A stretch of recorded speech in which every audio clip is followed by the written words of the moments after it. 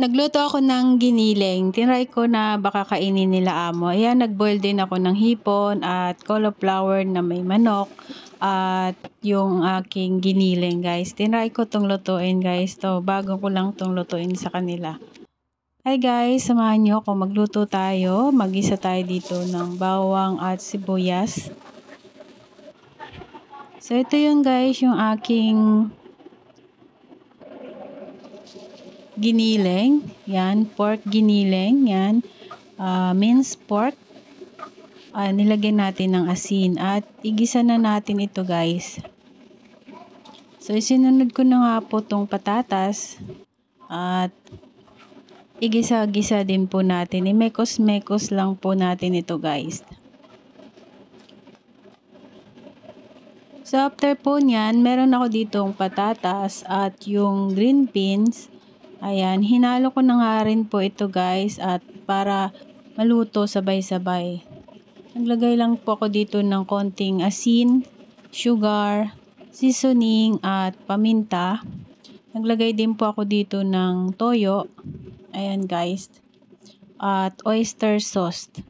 Ayan, tinimplahan lang po natin and then imekos-mekos lang natin tang ating giniling, guys. So ayan guys, minekos-mekos na nga po natin. Na-mix na po yung ating mga seasoning. So yan, ang ganda ng kulay, 'di ba guys? And then nag-add lang nga po ako dito ng konting water at ito ay atin ng takpan. Ayan, at hayaan lang natin itong pakumulo at para lumabot po yung ating mga gulay at ang karne.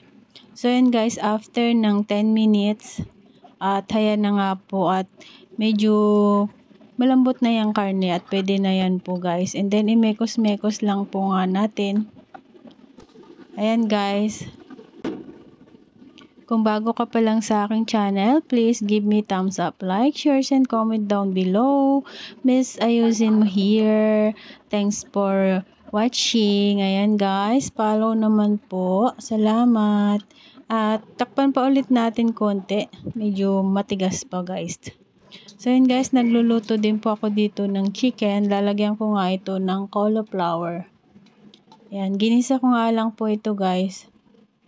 At ihalo ko sa cauliflower. At ito yung aking giniling. Ayan, nilagay ko na nga po itong cauliflower guys. Yung cauliflower guys ay na-boiled na po yan. Kaya konting halo na lang po yan dito sa manok. So ito guys, luto na nga po itong aking pork giniling.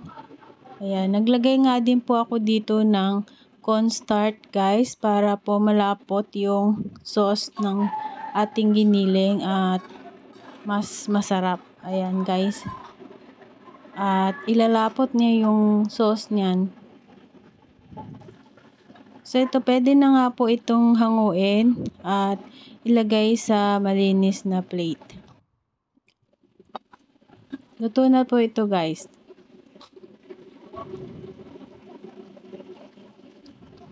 So yan guys, at sana po ay natutunan kayo sa pagluto. Just, hindi po ako chef pero nagluluto lang din po.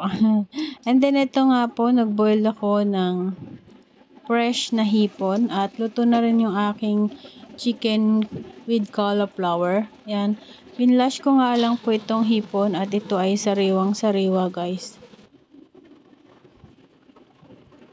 So, nilipat ko na nga po sa malinis na plate ang ating hipon. Sinala ko lang po ito ng salaan para maalis po yung mga tubig-tubig. At ito na nga po yung aking dinner today. Yan, yung dinner ng mga amo ko. Ito, chicken with cauliflower, pork giniling, ayan, at boiled choy sam. May sausawan po yan at then yung hipon. Ayan, I hope you like this video. Please give me thumbs up, like, share, and comment down below. Miss ayusin mo here. Thanks for watching and God bless. See you to my next video guys. Sana po ay paki-like and shares naman po. And papalo din po guys. Mag-iwan lang po kayo ng bakas and then babalikan ko po kayo guys. Maraming salamat po, lalo na sa mga small creator na pinapansin din ang kapwa small creator.